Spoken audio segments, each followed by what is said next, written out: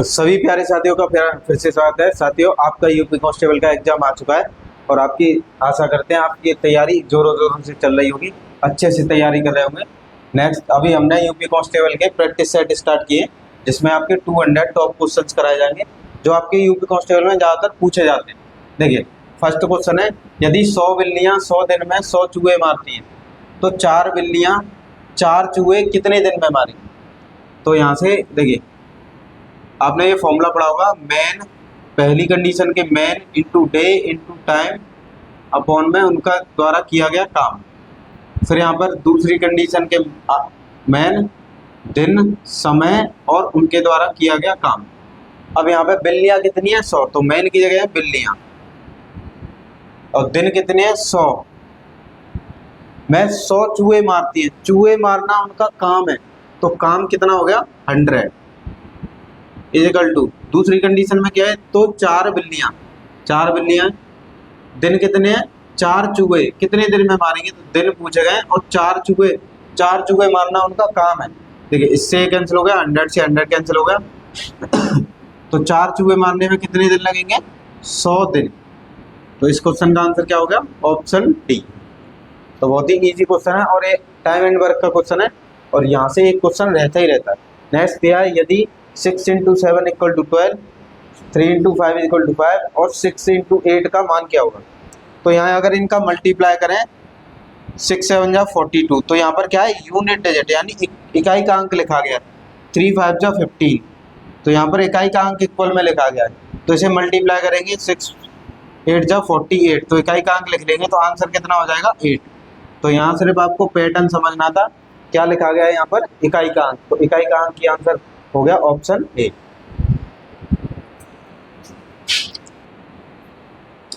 देख जाती हूँ, नेक्स्ट क्वेश्चन है, 100 मदों का औसत 30 पाया गया, यदि गिनती के समय 2 मदों को 23 और 11 के स्थान पर गलती से 32 और 12 गिना गया हो तो सही औसत क्या हुआ।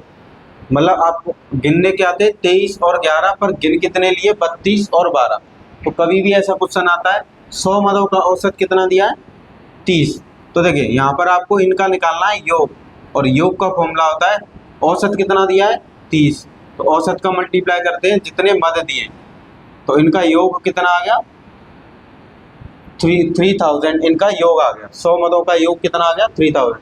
अब क्या करना है, जो गलत गिने गए थे उनको माइनस कर देना है और जो गिनने थे सही उनको प्लस करने।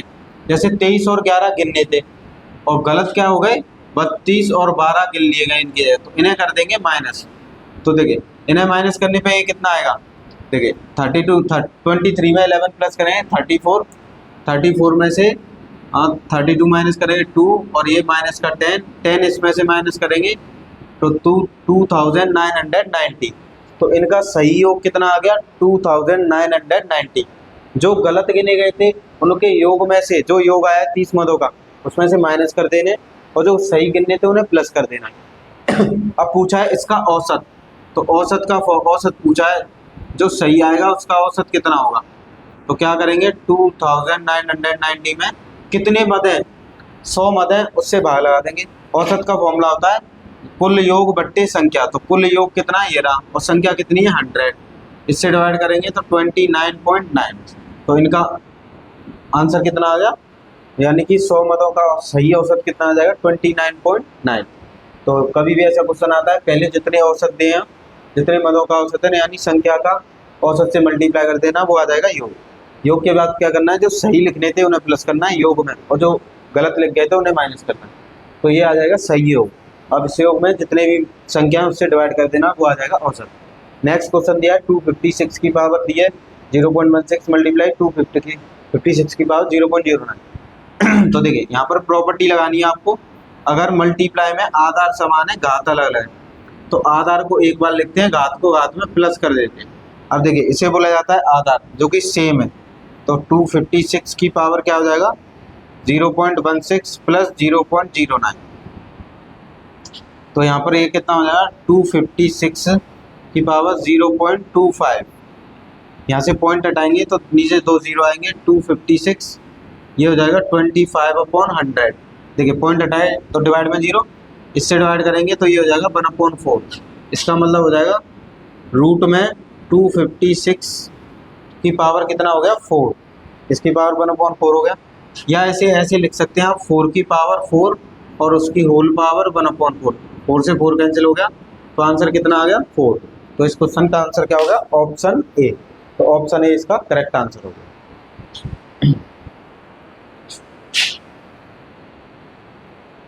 देखिए साथियों नेक्स्ट क्वेश्चन दिया है 449 प्लस 144 का स्क्वायर माइनस इसी को माइनस में लगाया उसका होल स्क्वायर डिवाइड में 499 इंटू 444।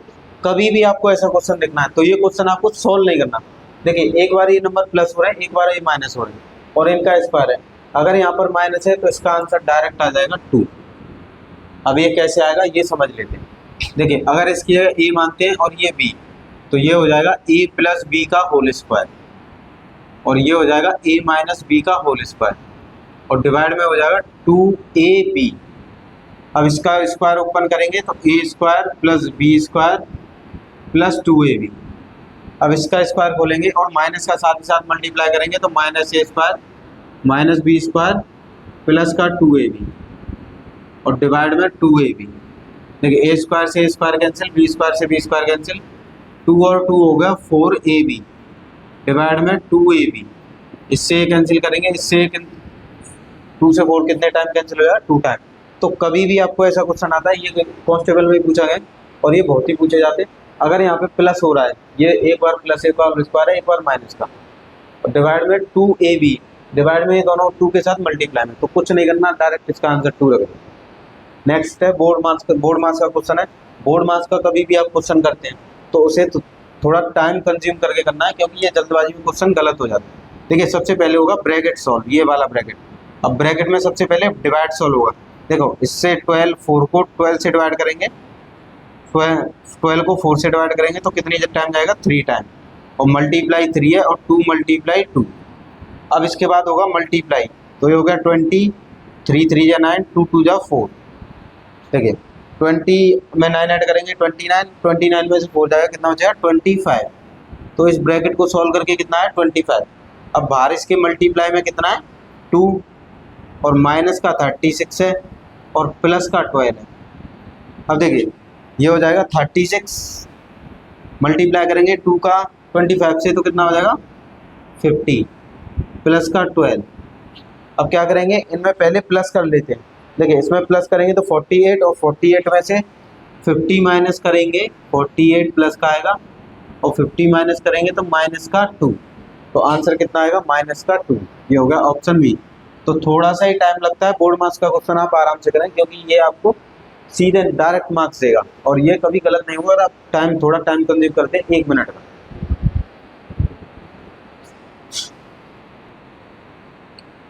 देखिए साथियों नेक्स्ट क्वेश्चन दिया है 2 ऐसी संख्याएं हैं जिनका अनुपात 2:7 है। यदि उनमें से प्रत्येक में 4 जोड़ दिया जाए तो उनका अनुपात 4:9 हो जाता है। तो मूल संख्या क्या? तो कभी भी ऐसा क्वेश्चन आता है 4 जोड़ दिया जाए घटा दिया जाए तो सबसे पहले वो लिखनी है जो अनुपात है। देखिए 2:7 है ना। अब ये अनुपात में दिए तो अनुपात में दिए तो उसके साथ लगा देना आपको कोई निर्देशांक x y z कुछ भी एक जैसा। अब इन दोनों में कितना जोड़ दिया जाए 4, इसमें भी 4 जोड़ दिया जाए इसमें भी। तो फिर लिखना है इक्वल। तो अनुपात कितना हो जाता है उसे लिखना है इक्वल जितना हो जाता है 4:9 हो जाता है। अब इनका कर देना है क्रॉस मल्टीप्लाई इधर कैंची गुणा। देखिए 9 का इन दोनों में मल्टीप्लाई होगा 9 2 जा 18 x प्लस 9 4 जा 36। इधर 4 का इन दोनों से मल्टीप्लाई होगा 4 7 जा 28 और 4 4 जा 16। अब x वालों को एक साइड ले जाएंगे और बिना x वालों को एक साइड। देखो ये हो गया 18x 28 आ गए इधर माइनस का हो जाएगा इक्वल टू 16 36 इधर आगे माइनस का। इसमें से माइनस करेंगे तो माइनस का 10x बचेगा और इसको माइनस करेंगे तो कितना बचेगा 20 माइनस का। देखिए 10 से ये 20 कितने टाइम कैंसिल हो जाएगा 2 टाइम। तो x की वैल्यू आ गई 20। तो मूल संख्या क्या है? तो मूल संख्या आती है आपकी पहली संख्या आती है देखो 2x। तो 2x की वैल्यू यहाँ रख देंगे 2 2 जा 4 और दूसरी जो संख्या आती है वो थी 7x। तो 7 मल्टीप्लाई 2x की वैल्यू में पुट कर देनी है। तो संख्या क्या हो गई 4 और 14, तो क्वेश्चन का आंसर क्या होगा? Option B. नेक्स्ट क्वेश्चन दिया एक्स का मान ज्ञात किए। ये क्वेश्चन सिर्फ मेंटेलिटी पे डिपेंड करता है कि आपको कितनी नॉलेज है मल्टीप्लाई पॉइंट वगैरह। देखिए कभी भी क्वेश्चन में पॉइंट आए, देखिए यहाँ पर पॉइंट है तो पॉइंट सबसे पहले उन्हें पॉइंट रिमूव करने, पॉइंट हटाएंगे ऊपर 2 जीरो आ जाएंगे। डिवाइड में 121 इजिकल टू, सेम यहाँ से करना है, पॉइंट हटा के डिवाइड में 0 लिख देना है। ये होगा 121 और ये x मल्टीप्लाई डिवाइड में 100 आ जाएगा क्योंकि 2 पॉइंट। अब देखिए इससे कैंसिल करेंगे तो कितने टाइम कैंसिल हो जाएगा? 100 टाइम। 100 का इधर मल्टीप्लाई कर देंगे तो देखो x को इधर लेके आएंगे तो ये हो जाएगा 121, ये 100 डिवाइड में आ जाए तो 100 का 100 से मल्टीप्लाई करेंगे तो कितना हो जाएगा? 10,000। अब 10,000 से इसमें डिवाइड कर देंगे तो पॉइंट आ जाएगा कितने? देखिए 1 2 3 4 जीरो है तो ऊपर 3 डिजिट है तो 3 तो डिजिट लिखेंगे, एक और डिजिट नहीं है तो एक और डिजिट 0 लगा देंगे, पॉइंट लगा के 0। यानी नीचे डिवाइड में जितने जीरो होंगे उतनी ही संख्या बाद पॉइंट आएगा। यहाँ पर 3 संख्या है, एक संख्या नहीं है तो अपनी तरफ से 0 लगा देना। तो इसका आंसर क्या होगा? Option C. तो ऑप्शन सी इसका करेक्ट आंसर होगा।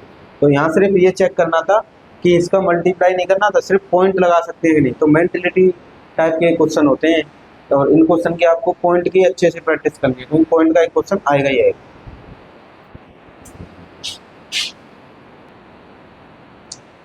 देख सकते हो नेक्स्ट क्वेश्चन दिया है, यदि 10% और 11% के लाभ पर एक बैग के विक्रय मूल्यों का अंतर 11 हो तो बैग का लागत मूल्य बताइए। तो देखिए लागत मूल्य पूछा है, देखिए फर्स्ट वाले पे जो प्रॉफिट हो रहा है वो 10% का प्रॉफिट है तो सेलिंग प्राइस कितनी हो जाएगी, यानी कि विक्रय मूल्य कितना हो जाएगा? 110%, सिंपल। दूसरे पर जो प्रॉफिट है वो 11% है तो दूसरे का विक्रय मूल्य कितना हो जाएगा? 100 में ऐसे ऐड कर देंगे तो 111%। अब कह रहा है इनके विक्रय मूल्यों का अंतर, जो ये विक्रय मूल्य इनका अंतर 11 है तो बैग का लागत मूल्य क्या होगा? तो अपनी तरफ से लागत मूल्य मान लीजिए क्या है? x। तो x का कितना? 111%। पहले करेंगे 111% और परसेंट है तो डिवाइड में 100, अंतर कह रहा है तो माइनस, फिर इसी x का 110% और परसेंट लगाए तो डिवाइड में 100, जो कि कितना दिया है? 11। अब यहाँ भी 100 है, यहाँ भी 100 है तो सीधा क्या करेंगे? x 111 है और x 110 है तो यहाँ पर इन्हें माइनस करेंगे तो x बचेगा डिवाइड में 100 इक्वल टू 11। इसका इधर मल्टीप्लाई करेंगे तो कितना हो जाएगा? 1100 रुपये। यानी कि बैग का लागत मूल्य कितना है? मार्केट प्राइस सिंपल कितना है? 1100 रुपये। Option A. दोनों के सेलिंग प्राइस यानी विक्रय मूल्य को माइनस कर दिया क्योंकि क्वेश्चन में अंतर दिया था इनका, तो आंसर कितना हो गया? 1100 रुपये। नेक्स्ट क्वेश्चन है 10 का स्क्वायर, 11 का स्क्वायर और 12 का स्क्वायर का लासापा क्या होगा, यानी एलसीएम।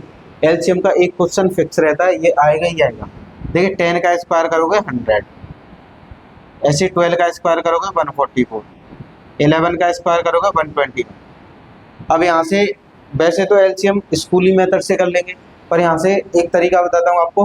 कभी भी आपको मोर देन 2 नंबर्स दिए हो, 2 दिए हो, 3 दिए हो, 4 दिए हो, तो क्या करना है? 2 नंबर्स का एक जोड़ा बना लेना। अब इनमें से कॉमन क्या है? तो कॉमन है 4। कॉमन लेने पे बचा कितना? तो 4 का 100 में डिवाइड देंगे तो कितना आएगा? 25 और 4 का 144 में डिवाइड देंगे तो 36 आएगा। अब क्या करना है? एक का क्रॉस मल्टीप्लाई कर देना किसी का कॉमन आने के बाद, तो 36 का 100 में करेंगे तो ये जाएगा 3600। अब इन दोनों का एलसीएम आ गया ये। अब बचा क्या उसके साथ? 121। अब देखिए इनमें कुछ कॉमन नहीं आएगा तो सीधा इनका मल्टीप्लाई कर देना।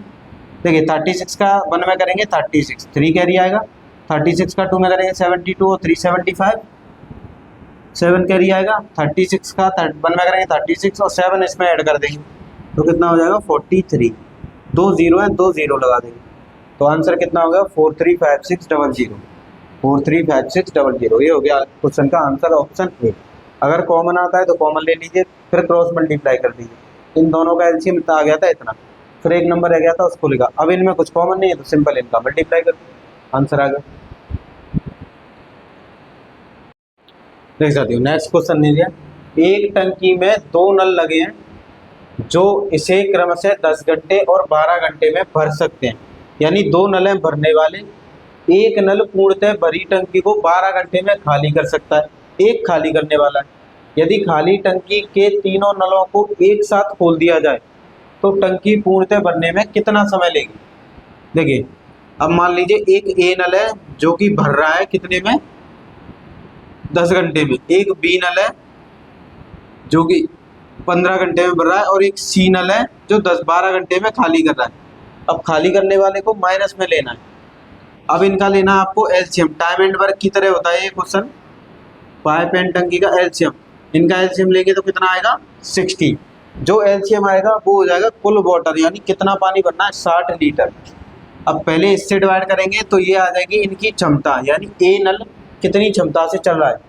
तो ए की क्षमता आ गई 6, बी 15 से डिवाइड करेंगे तो बी की क्षमता आ गई 4, और यहाँ 12 से डिवाइड करेंगे तो ये आ जाएगा -5, यानी सी खाली करने वाला पाइप है।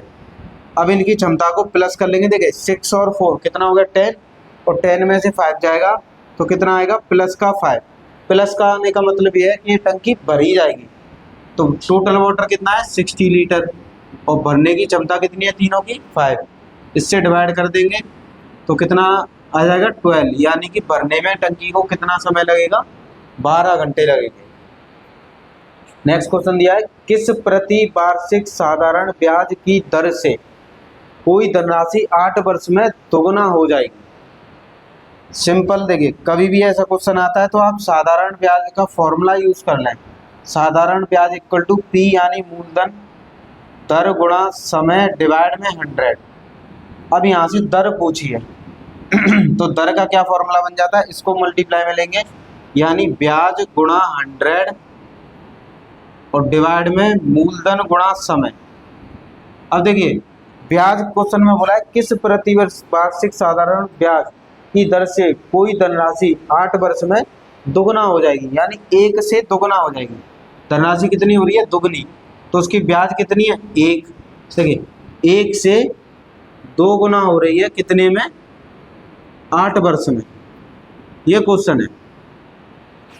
अब धनराशि दोगुना हो रही है तो ये अमाउंट हो गया, तो ब्याज उसकी मान लीजिए 1 थी इंटू 100, तो मूलधन कितना हो जाएगा वो भी 1 हो जाएगा, और समय कितना है 8 साल। 8 से डिवाइड करेंगे तो कितना आ जाएगा 12.5%, तो उसका दर कितनी आ जाएगी उसकी 12.5%। ये हो गया क्वेश्चन का आंसर। तो ऐसा क्वेश्चन बहुत पूछा जाता है, दोगुनी हो जाए, चौगुनी हो जाए, 8 गुनी हो जाए। तो सिंपल आपको क्या करना है, देखिए ब्याज थी 1 से 2 गुनी हो रही थी, तो इनका अंतर कितना हो गया 1, अंतर कितना हो गया 1, तो 1 यहाँ पे लिखा ब्याज गुणा 100। मूलधन पहला जो होता है वो मूलधन होता है, मूलधन कितना हो गया 1, और मल्टीप्लाई में टाइम, इससे डिवाइड कर दिया। अगर ये कहता 4 गुना हो जाती तो इनका अंतर कितना आ जाता 3, तो यहाँ 3 से मल्टीप्लाई कर। सिंपल क्वेश्चन होते हैं, तो इसका आंसर हो गया 12.5% दर हो जाएगी।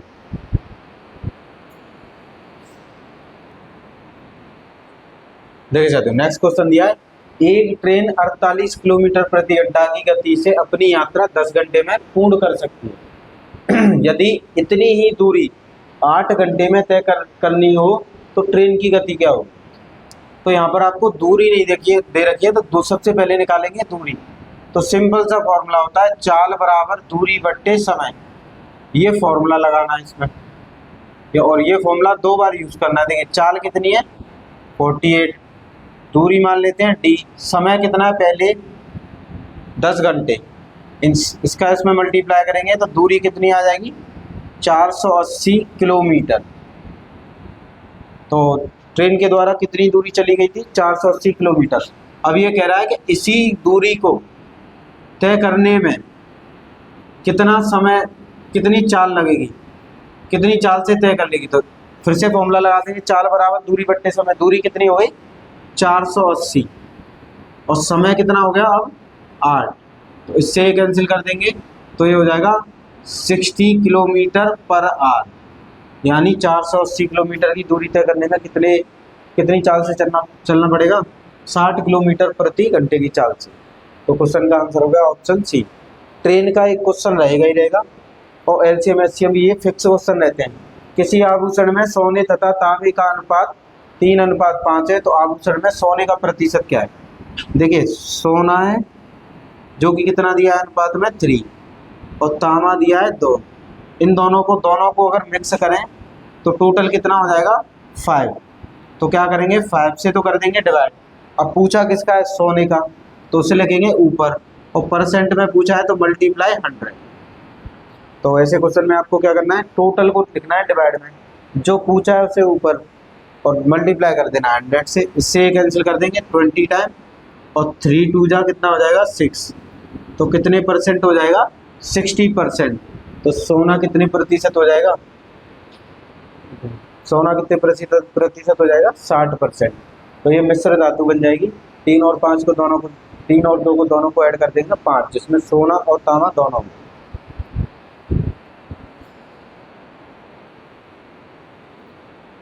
देख सकते हो नेक्स्ट क्वेश्चन दिया है, 3 अंकों की कितनी संख्याएं जो 17 से विभाजित है। 3 अंकों की संख्या कहाँ से स्टार्ट होती है 100 से, और कहाँ तक जाती है, देखिए 3 अंकों की संख्या स्टार्ट होती है 100 से और कहाँ तक जाती है 999 तक। अब इसके बीच ऐसी कितनी संख्या है जो 17 के टेबल में आती है। तो देखिए सबसे पहले आपको पहली संख्या देखनी है, तो पहली संख्या हो जाएगी 102, क्योंकि 17 6 102। फिर इसमें 17 प्लस कर देंगे तो 119। ऐसे ही करके आपको लास्ट वाली संख्या देखनी है कौन सी विभाजित होगी। तो लास्ट वाली देखने के लिए आपको क्या करना है, 999 में 17 से डिवाइड कर देना है। डिवाइड करेंगे तो 7 का 5 करेंगे 85 हो जाएगा, इसे माइनस करेंगे 14, 9 लेके आएंगे, फिर इसका 8 टाइम करेंगे तो ये कितना हो जाएगा, ये हो गया 136, इसे माइनस करेंगे तो 3 और 1। लास्ट वाली संख्या ढूंढना थोड़ा मुश्किल पड़ जाता है, उसके लिए क्या करना है, 3 अंकों की लास्ट वाली संख्या क्या होगी 999, और उसमें 17 से डिवाइड किया, शेषफल कितना आया 30। तो जो शेषफल आया है वही इस 999 में से माइनस कर देना है। तो माइनस करने पे बनेगा 689, यानी 986। ये वो संख्या है लास्ट वाली जो 17 के टेबल में आएगी। अब आपसे पूछा है 3 अंकों की कितनी संख्या, कभी भी आपसे संख्या पूछता है तो आपको क्या करना है, अंतिम वाली जो संख्या आई है उसे लिखना है माइनस पहली वाली जो संख्या है, और डिवाइड कर देना है इनके अंतर से, यानी जिससे विभाजित कर रहे हो, तो किससे 17 से, और प्लस कर देना है 1। अब देखिए इसमें इसको माइनस करेंगे तो माइनस करने पर कितना आएगा 488, और ये 17 प्लस 1, इसे डिवाइड करेंगे तो 5 और 2 प्लस 1, तो कितना आ जाएगा 53। यानी कितनी ऐसी 3 अंकों की संख्या है, तो 53 जो 17 से डिवाइड होंगी। तो कितनी संख्या है 53। आपने 10th क्लास में समांतर श्रेणी पढ़ा होगा, तो ये समांतर श्रेणी का ही क्वेश्चन है। पहली संख्या 102, अगली संख्या इसमें 17 प्लस कर दिया 190, लास्ट वाली संख्या कैसे फाइंड करनी है, 999 होता है, इसमें 17 से डिवाइड, जो शेषफल बचा है वो इसमें से माइनस करना है। तो ये जो संख्या है 17 से डिवाइड होगी, फिर सिंपल करना है, लास्ट वाले में से पहले वाले को माइनस करना है और डिवाइड करना है जिससे विभाजित होगी, और प्लस 1 करना है, आंसर आ जाएगा। नेक्स्ट क्वेश्चन दिया है 67 की पावर 67 प्लस 67 को 68 से भाग देने पर शेषफल क्या बचता है। देखिए नंबर सिस्टम का क्वेश्चन है, 67 की पावर 67 और ये 67 को डिवाइड किससे दे रहा है 68 से। शेषफल का कभी भी क्वेश्चन आता है ऐसा, तो जिससे भाग लगा रहे हैं या तो प्लस का शेषफल बचाएं या माइनस का शेषफल बचाएं।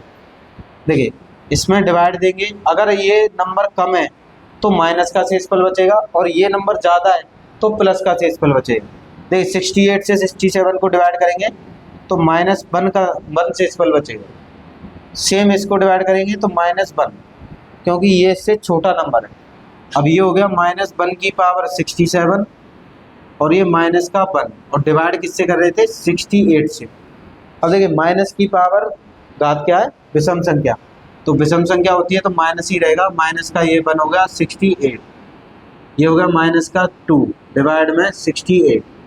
शेषफल कितना बचा माइनस का 2, पर कभी शेषफल माइनस में नहीं बचाते, तो क्या करना है जब भी माइनस में है तो नीचे वाले में से ऊपर वाले को माइनस कर देना है। 68 में से 2 को माइनस करेंगे तो कितना बचेगा 66, तो इसका शेषफल कितना हो गया ऑप्शन बी 66। तो नंबर सिस्टम का क्वेश्चन है, ऐसे क्वेश्चन आते रहते हैं। अगर ये नंबर बड़ा है ये नंबर छोटा है, जिसमें डिवाइड कर रहे हैं वो छोटा है, जिससे डिवाइड कर रहे हैं वो बड़ा है, तो माइनस में आएगा। अब माइनस की पावर ऑड नंबर था यानी विषम संख्या, तो माइनस का 1, और यहाँ पर डिवाइड किया था तो माइनस का 1, इन दोनों को प्लस किया माइनस का 2, अगर ये प्लस का 2 आता तो शेषफल 2 हो जाता, क्योंकि प्लस का वैलिड होता है। ये माइनस का है तो डिवाइड वाले से इसमें से माइनस कर देंगे तो आंसर कितना आ जाएगा 66।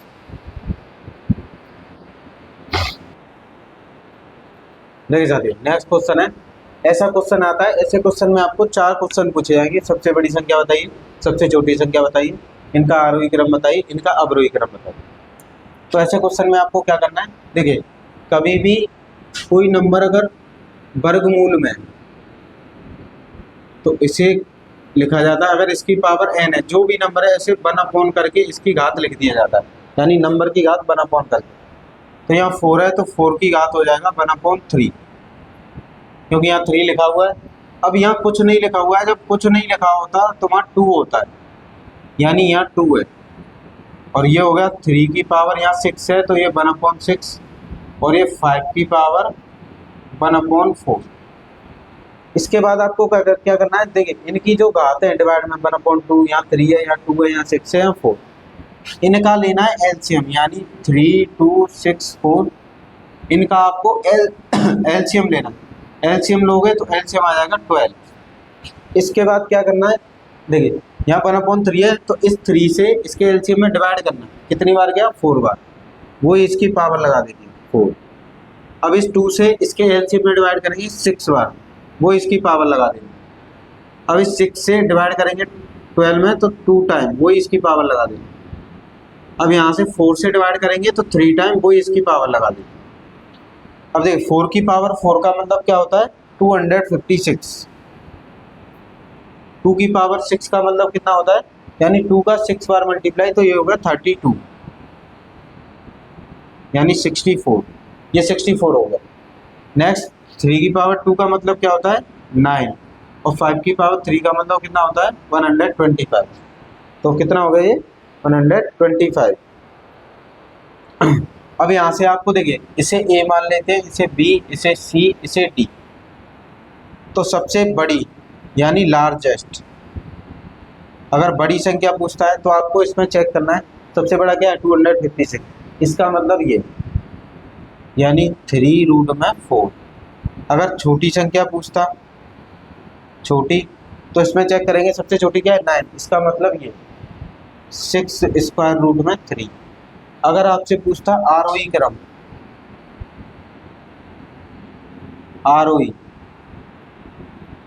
तो आरोही में सबसे पहले छोटा नंबर लिखते हैं, फिर उससे बड़ा, फिर उससे बड़ा, फिर सबसे बड़ा। तो यहाँ आपको देखना है पहले सबसे छोटा नंबर क्या है, ये वाला, यानी इसकी जगह C लिख ले। फिर इससे बड़ा नंबर क्या है 64, यानी B। फिर इससे बड़ा क्या है 125, यानी D। फिर सबसे बड़ा क्या है A। अगर अवरोही क्रम लिखना है, आरोही क्रम ये हो गया, अवरोही क्रम इसका रिवर्स लिख देंगे। तो ये पैटर्न बहुत पूछा जाता है, कभी भी ऐसा क्वेश्चन आता है, इसमें 4 ही टाइप के क्वेश्चन बनते हैं।